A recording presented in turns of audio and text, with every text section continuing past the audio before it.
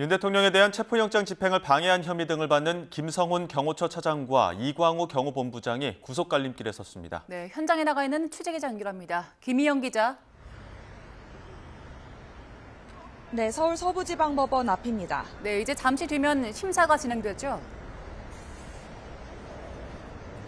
네, 김성훈 경호처 차장과 이광우 경호본부장은 조금 뒤인 오전 10시 반에 열릴 구속 전 피의자 신문에 직접 출석합니다.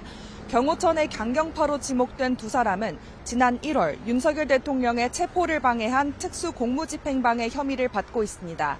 또 대통령실 비화폰 통신 기록을 삭제하라고 지시하거나 체포 저지 지시를 따르지 않은 직원을 부당하게 인사조치한 혐의도 받고 있습니다. 앞서 서울 서부지검은 보안 수사 등을 이유로 두 사람에 대한 영장을 모두 반려했는데 지난 6일 서울고검 영장심의위원회에서 영장 청구가 타당하다고 결론 내리자 구속영장을 청구했습니다. 네, 두 사람의 구속영장 신청서에 어떤 내용 담겼습니까?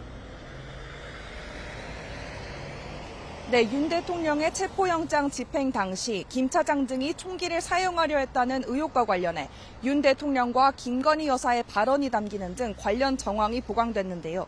김 차장이 대통령의 2차 체포영장 집행 당시 욕설로 직원들을 압박하고 대통령 지시라며 계엄에 동원된 군사령관들의 비화폰 통화 기록을 삭제하라고 했다는 내용도 적힌 것으로 전해졌습니다.